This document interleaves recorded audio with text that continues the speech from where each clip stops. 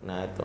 Yang kelima, dan ini tadi ada hubungannya dengan Ustaz Sal tadi, itu masalah yang terkait dengan hubungan suami intim yang udah jarang. Dalam sisi psikologinya, kenapa hubungan suami intim itu sangat berat untuk kita anggap sebagai sebuah hal yang dianggap penting ya. Kenapa? Karena bagi laki-laki ketika tidak menyalurkan syahwatnya kepada istrinya, kemungkinan ada dua akhirnya. Satu, dia punya yang namanya wanita lain, entah itu dia selingkuh atau poligami nikah siri. Yang kedua, ini paling fatal, punya laki-laki lain. Nah ini kejadian ada.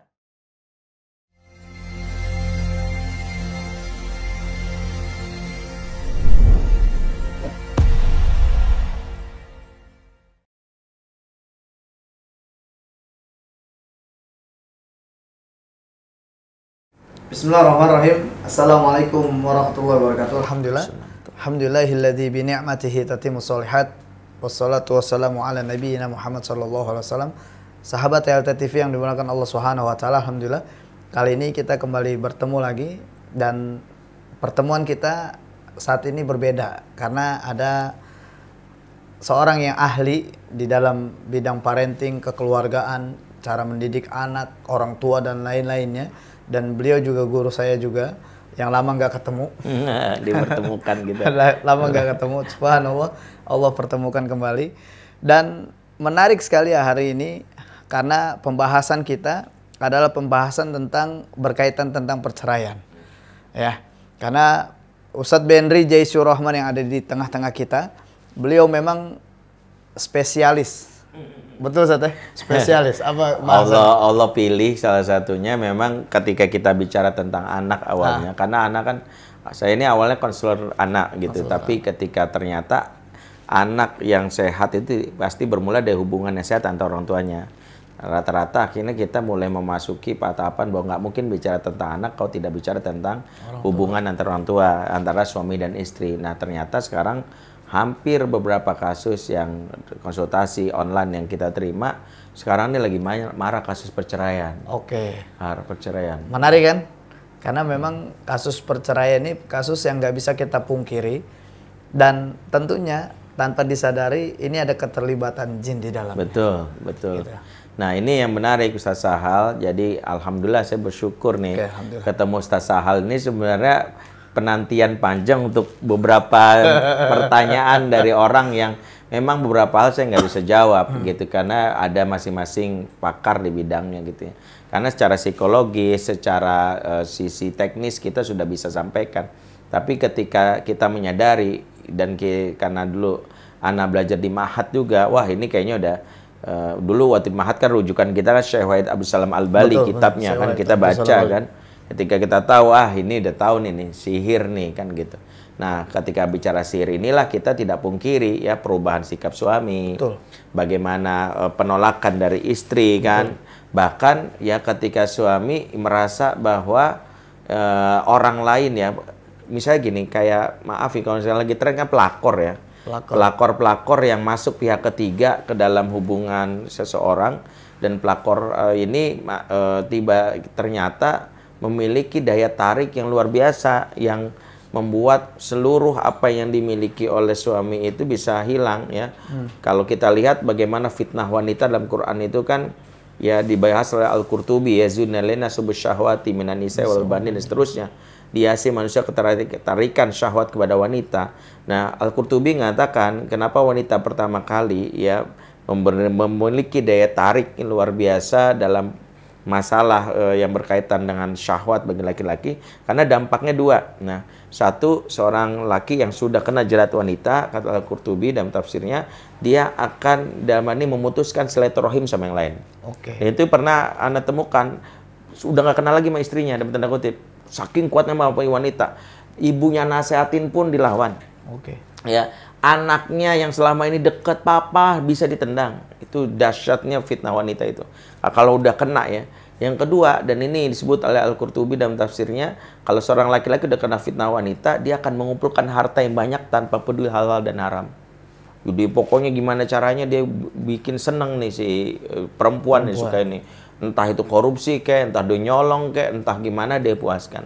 Nah, ternyata si perempuan yang menjadi pelakunya ini tahu betul Misalnya kalau si target ini adalah orang yang uangnya banyak sebagainya, maka dia harus menjaga. Nah, di situ ternyata ketika kita telusuri kita mencoba memberikan si istri secara psikologis, ternyata ada kebutuhan yang harus dipenuhi agar suami bisa berpaling. Sulit. Kenapa? Karena ternyata si perempuan yang melakor ini sudah main sihir. Iya. Nah, ini pentingnya. Kenapa kita bahas, kenapa Anda juga dalam hal ini berguru sama Ustaz Sahal harusnya. Karena tentang sihir ini kan mau nggak mau kita harus tahu nih. Satu, nih Ustaz Sahal bisa menambahkan, apa ciri-cirinya bahwa pasangan itu udah kena sihir? Ya, sihir nih. Ini kayak kena sihir. Itu yang kedua adalah bagaimana upaya yang dilakukan oleh seorang istri dalam hal ini. Itu juga penting. Ini saling sharing mau nggak mau nih. Oh, Masya Allah. Nah, Jadi, iya. Iya, penting nih. Penting. Karena ini penting. Karena kalau dari sisi secara psikologis, pasti perselingkuhan itu kan ada dua faktor. Seorang laki-laki bisa berpaling, satu faktor internal, daya tarik istri yang sudah memudar. Entah istri yang sudah malas berdandan, menolak melayani suami, psikis istri yang mungkin tidak memahami kebutuhan psikologi suami, ya. Dalam hal ini tidak berpikir seolah-olah menyalahkan istri, enggak ya. Dalam hal ini bahwa dalam hal ini faktor ini nggak bisa dipungkiri.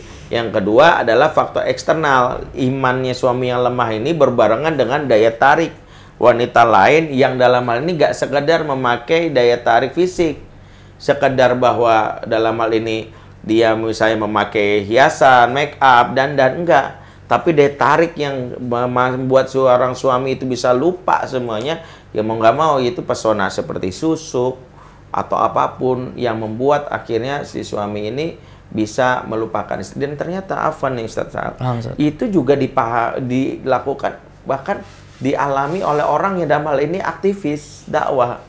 Itu penandatangani, dia orang yang dalam ini pengurus DKM masjid, ketua DKM. Dia juga nggak nyangka kok dia bisa sejauh itu hubungannya dengan si perempuan dalam hal ini yang bisa membuat dia itu kok kayak nggak bisa melupakan itu. Nah, mau nggak mau berarti Anda langsung simpulkan, berarti antum udah kena sihir. Sihir yang kita nggak tahu dari si perempuan ini yang, nah inilah pentingnya, mungkin antum bisa sharing gitu. Bagaimana kita memandang hal ini gitu. Oke, sihir saat ini sebenarnya kayak Syekh Wahid Abdul Salam Bali memberikan penjelasan dengan jelas. Sihir ini dia memalingkan kebenaran dengan sebuah kedustaan. Memalingkan kebenaran. Nah, orang-orang yang kita temukan di lapangan, banyak mereka yang nggak sadar kalau dirinya kena sihir sebenarnya. Karena kalau kita bilang, wah lu kayak ada yang aneh lu kena sihir. Mana mungkin, enggak, gue normal kok gitu. Karena memang kalau dilihat dalam segi fisik luar, dia nggak terlihat dengan jelas. Bahkan dia, wah ini gangguan sihir, enggak juga. Makanya sihir kayak tadi salah satu cirinya, pertama dia sering mengalami mimpi buruk. Dulu yang kita tahu yang sering mimpi buruk kan Evita Mala. Iya. ternyata banyak sekali penerus-penerus Evita Mala mimpi buruk. Terus mimpi ketemu mimpi ketemu sang pelaku. Makanya orang-orang yang kena sihir, ini perlu juga sahabat TLT TV diketahui, pernah orang-orang yang kena sihir itu, dia akan ada firasat kuat di hatinya, siapa yang memainkan sihirnya. Dan perlu kita tahu juga, Ustaz, firasat itu boleh dalam Islam. Firasatul haqqu lil mu'minin. Yang nggak boleh adalah dhon. Ya ayyuhalladzina amanu jtanibu katsiran minadh-dhon, inna ba'da dhonni ismun. Ini yang nggak boleh. Dhon prasangka itu nggak boleh. Tapi kalau firasat itu biasanya ada. Ana lebih sering ketika orang kena ada firasat siapa? Kita sebut nama orang itu dan dia akan merasakan bagian yang nggak nyaman. Misalkan kepalanya pusing, berarti buhulnya ada di kepala. Makanya di sini ada anjuran untuk membacakan innallaha sayubtiluh, innallaha sayubtiluh. Sesungguhnya Allah akan menampakkan semua kepalsuan sihir. Nah, ciri-ciri lain ketika dia sudah menikah atau sebelum menikah, dia sudah menikah, biasanya sulit menerima nasihat. Jadi ada perilaku yang dia berubah tentang atau terhadap orang-orang terdekatnya. Misalkan tadi dia dekat sama ibunya, itu berubah, bisa jauh. Terus nggak mau yang menerima. Tadi memutuskan silaturahim tadi. Memutuskan silaturahim. Dia jauh dari orang-orang terdekat, terus sering mengalami sesak biasanya. Karena sihir itu dia akan mengikat. dengan buhul, dan biasanya lebih ke arah bagian di dada. Karena bermain di perasaan. Gitu. Makanya terus ciri lain ini ketika kita bicara sihir tafrik, dia punya rasa rindu yang menggebu. Sama perempuan lain. Sama perempuan atau lelaki. Kan misalkan boleh jadi yang kena sihir perempuan atau laki yang bermain. Pokoknya di luar pasangannya. Di luar pasangannya. Dia ada perasaan menggebu, pengen ketemu. Menariknya adalah sihir ini bisa bikin orang itu nekat, Sat. Jadi ketika orang itu dilarang, udah kamu ngapain sih nggak boleh ketemu? Pokoknya gua harus ketemu dia. Minimal dia ngelihat media sosialnya, Instagramnya, Facebooknya. Kalau udah ketemu kayaknya udah mulai dilerai dah, kayak udah bisa meredam rindu yang berat. Itu luar biasa. Sampai dia bisa nekat. Sampai dia nggak sadarkan diri bisa mendatangkan sang pelaku. Dia sampai begitu.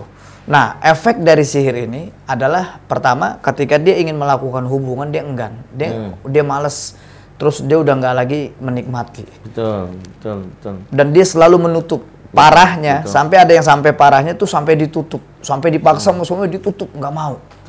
Itu sampai begitu, Sat. Bahkan ada juga yang dia mengalami sihir tafrik, kalau udah ngelihat suami benci. Bisa, ada saya punya kasus 11 tahun suami istri, 11 tahun itu dia nggak tidur, nggak tidur seranjang. Tapi di depan orang dia harmonis, jalan bareng, berpelukan. Tapi dia suaminya itu nggak tidur di kamar, diusir sama istrinya. Bayangin, itu betapa sabarnya seorang suami sampai 11 tahun dia menjaga. Ternyata ketika diruqyah memang ada sihir perceraian. Efek dari sihir perceraian, dari banyaknya hubungan dan lain-lain, ini efeknya ketutup semua muasat.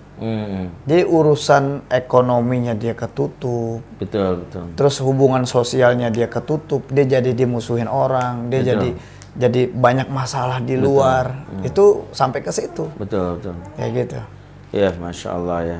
Ya ini satu hal yang saling melengkapi. Dari kita memahami bahwa perselingkuhan yang kita seringkali terjadi, karena kalau dari beberapa kasus yang kita tangani, kan angka perceraian ini kan di Indonesia meningkat pesat ya.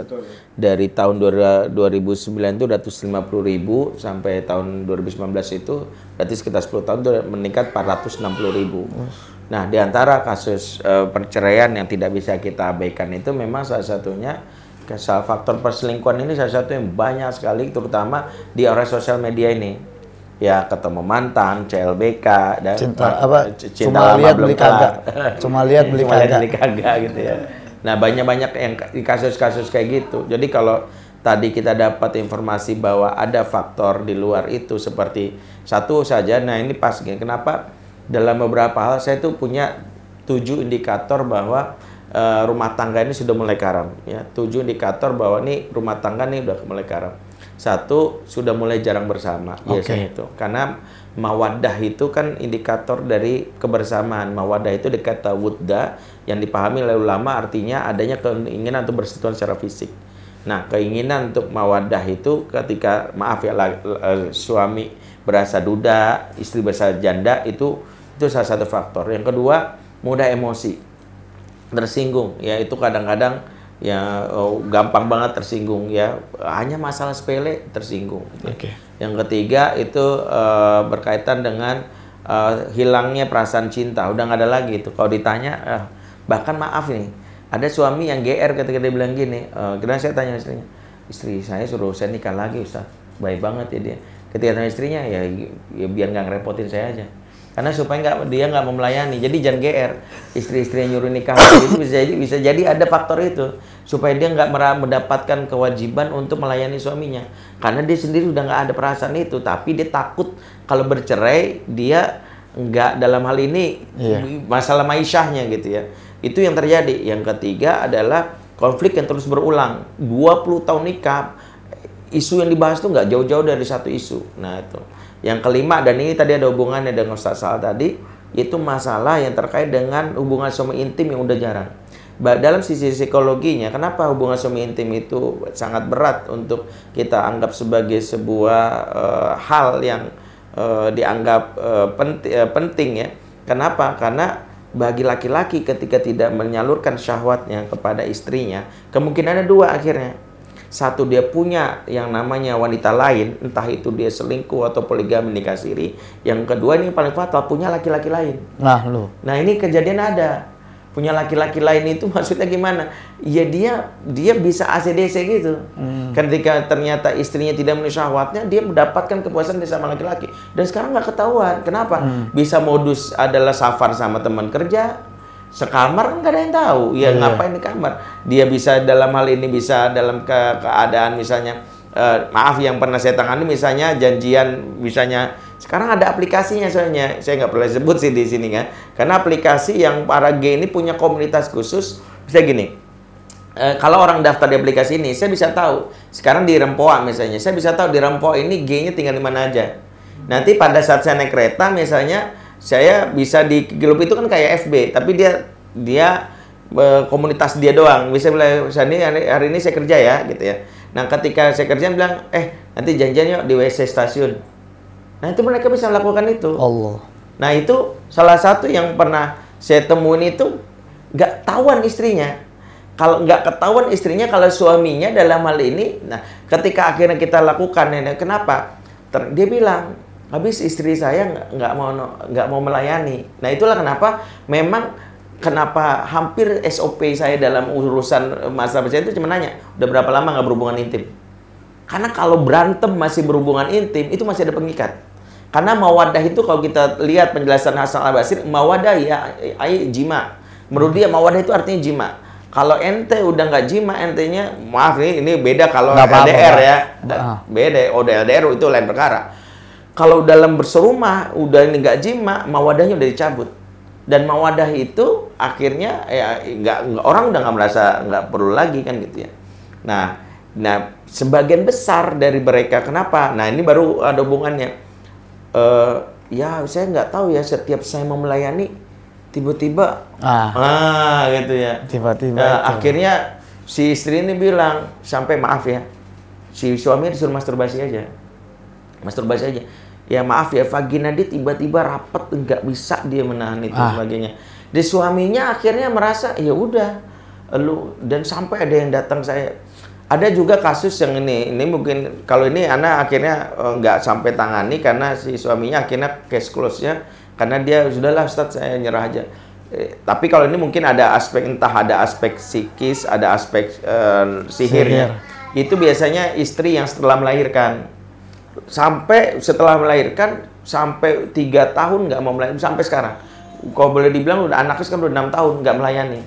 Setelah lahiran dia merasa bahwa begitu sakitnya, padahal udah dikasih ramuan, minum obat-obat, nggak mau. Ada kayak trauma. Ada trauma itu sendiri, Anda meyakini ada yang mungkin dari sihir juga, karena mungkin bayang-bayang itu kan. Betul. Padahal tapi suami bilang, sebenarnya maaf gitu ya, dia bisa melakukan yang memuaskan syahwat tanpa harus dukhul gitu ya. Betul. Tapi dianya nggak mau sama sekali, disentuh juga nggak mau. Nah, benar-benar nggak, artinya gitu, yaudah berumah tangga aja gitu. Nah, jadi sampai faktor urusan yang berkaitan jima ini anak kejar gitu. Maksudnya dikejar ini dari sisi ini, bagaimana treatment pertama adalah mau bersama dulu dan mau dukhul dulu.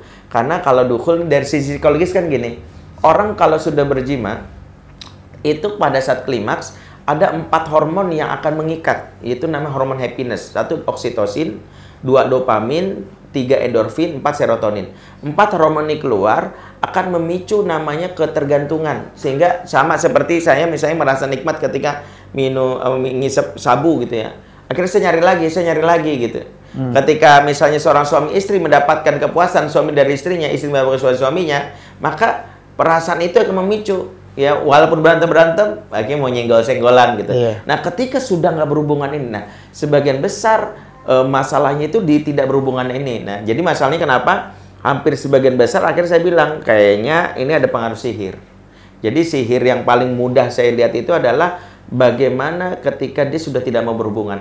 Hampir ketika seorang sudah tidak lagi mau berjima dengan pasangannya, disitulah saya simpulkan pengaruh sihir itu sangat kuat. Gitu. Makanya mungkin di sini ada Ustaz Sahal juga, saya juga dapat ilmu baru tadi tentang ciri-ciri, tinggal apa yang harus dilakukan sebagai seorang istri, apa ruqyah atau terapi yang bisa kita lakukan kalau misalnya kita suami istri kita nggak mau melayani, atau seorang istri yang tahu si suami ini kok, maaf saya tahu dia syahwatnya ada, tapi kok kenapa dia memilih masturbasi ya dibandingkan ke saya, tapi dia masturbasinya itu pun dia mengimajinasikan ke perempuan lain gitu. Itu kan dua, sihir kepada laki-laki dan sihir kepada perempuan gitu. Gitu sih. Tapi menarik, Sat. Dari 7 indikator yang antum sebut itu masuk dalam ciri manusia dicintai sama jin. Jadi dari 7 indikator yang antum sebutkan tadi semua, itu masuk di ciri ada manusia yang dicintai sama jin yang mereka nggak sadar. Contoh, ketika ada manusia dicintai sama jin, jin ini kalau udah cinta, dia nggak akan membiarkan yang lainnya mendekati, walaupun dia punya pasangan. Gue cinta sama dia, ini milik gue, ini punya gue, lu nggak boleh deketin dia. Itu yang pertama. Yang kedua, manusia pasangannya itu, karena jin ini mencintai, akan selalu membuat dia ribut masalah-masalah sepele antara suami dan istri. Kenapa? Karena yang di dalam tubuhnya, yang penting lu jangan mesra. Yang penting lu jangan dekat, yang penting lu jangan bahagia. Yang ketiga, dia akan ditimbulkan mudah marah antara pasangan. Dalam hadis sahih mulia Rasul bersabda, innal ghadaba minasyaiton. Sesungguhnya marah ini datangnya dari syaitan. Yang kita tahu. Termasuk dalam 7 indikator yang antum sampaikan tadi. Makanya hampir banyak orang-orang nih, kasus yang Anda temukan hampir 85% Anda temukan kasus ada jin mencintai manusia. Sampai akhirnya dia jadi males. Terus ada yang mau ngucap salam, mau berdekatan, kalau mau kenal, kalau bilang, wah udah deh, dibikin ragu, dibikin tiba-tiba menjauh, dibikin tiba-tiba udah deh cuek, udah jangan ngomongin masalah nikah deh. Akhirnya begitu. Karena memang disinilah jin itu sudah mulai menguasai dirinya. Kenapa? Kok jin bisa mencintai? Coba cek kesehariannya. Seberapa sering buka pakaian tanpa baca bismillah. Seberapa sering dia makan ayam, daging kambing, daging sapi, daging bebek, ikan, ngebuang tulangnya tanpa baca bismillah. Ternyata dari situ bagi dia kan sepele, tapi berefek. Betul. Kita tahu tulang makanannya para jin. Ketika kita buang tanpa baca bismillah, jin GR. Oh gila, gue dikasih makan nih. Akhirnya dia timbul rasa, timbul suka. Apalagi dia bisa melihat aurat kita kalau kita nggak baca bismillah. Makanya kata Rasul dalam hadis sahih mulia, ucapan bismillah hijab antara syaitan dan manusia. Makanya peluang ini yang tanpa disadari, dan hampir banyak mereka ini tanpa disadari itu dicintai sama jin. Faktor lainnya juga, dia sering mendengarkan musik dan lagu. Makanya Ibnu Qayyim al-Jauziyah menariknya mengatakan, tidak akan bisa bersatu dua cinta dalam satu hati. Kalau dia cinta Quran, mustahil hatinya akan cinta musik. Kalau dia cinta musik, mustahil hatinya akan cinta Quran. Jadi Masya Allah, apa yang antum sampaikan, wah ini ternyata memang kasus-kasus yang kita temukan ya umumnya begitu. Iya, betul. Kayak gitu. Ini Masya Allah. Jadi kita, ya itu kalau kita lihat memang nggak bisa dipungkiri, itulah mengapa kalau kita berbicara tentang perceraian dalam konteks kekinian, memang tidak bisa kecuali dengan pendekatan yang hakiki, itu pendekatan berkaitan spiritualitas. Betul. Hampir semua orang yang berbicara cerai hanya berbicara teknis. Betul. Tapi dia lupa ada esensi-esensi yang terkait mengapa perceraian itu terjadi kan. Contoh begini, ini nanti dihubungkannya kenapa ibadah spiritualitas seperti hal-hal sepele yang disukai oleh Ustaz Sahal ya, terkait dengan bagaimana makan, baca basmalah. Bahkan ada salah satu artis yang nggak usah kita sebut namanya, itu selebgram. Nah itu dia datang ke saya tuh setelah 19 kali ke psikolog.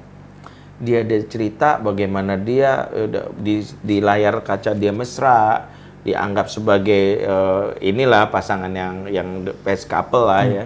Tiba-tiba dia cerita sebenarnya 2 bulan ini ribut mulu, bahkan 2 minggu ini sudah bisa ranjang gitu.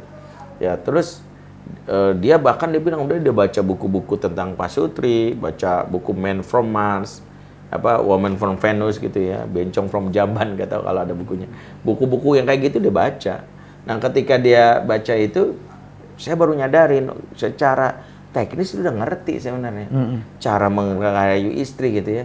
Makanya kita langsung kejar hal yang paling fundamental, dan inilah kenapa siapapun yang berkaitan dengan cerai, lihat dulu faktor utama itu mau nggak mau, yaitu ketika Allah Subhanahu wa taala memutus hubungan antara kita dan pasangan. Yang disebutkan dalam surat Al-Anfal 63 itu, wa allafa baina qulubihim law anfaqta ma fil ardi jami'a ma allafta baina qulubihim walakin Allah allafa bainahum. Allah mengikat hati, dan ternyata ketika maksiat kita lakukan, dosa kita lakukan, hal-hal sederhana, basmalah nggak dilakukan, mendengar musik sampai lain, itu efeknya. Saya tanya satu pertanyaan, dia langsung diam. Sholat subuhnya jam berapa? Sebelumnya dia nggak ada yang nanya gini, psikolog nggak ada yang nanya gini. Ya, saya bukan berarti psikolog, alhamdulillah luar biasa. Istri saya juga psikolog sebenarnya. Tapi nggak pernah nanya. Ketika tanya itu dia bingung. Langsung dia bilang, jawab aja nggak apa-apa, Mas. Gitu. Kan ini kita berdua doang, Allah dengar dan saya juga ini, jadi kita tahu. Dia bilang kadang nggak sholat. Saya bilang kok bisa? Karena syuting sampai jam 2, bablas sampai jam 7. Kadang ada bilang, ya kalaupun sholat ya paling ya, jam 7, jam 8, sholat subuhnya. Itu bukan sholat subuh, itu sholat duha pakai kunut. Saya bilang. Dia diam aja gitu. Terus dia yang podos bilang, emang ngaruh Ustaz? Ngaruh banget. Ngaruh banget. Sholat itu bukan tiang agama dong, tiang rumah. Ente nggak sholat, hancur rumah gitu. Dan itu bisa kita lihat. Satu, kenapa dalam Quran sebutkan fakhwalafa mim ba'di ma'alfun aldau salawat tabu syahwat, akan muncul generasi yang muncul di belakang mereka yang mengabaikan sholat, mengikuti hawa nafsu. Kalau sholat diabaikan pasti hawa nafsu, dan hubungan rumah tangga syahwatnya nggak akan bisa dikendalikan. Di luar istri pasti ada wanita lain yang merusak.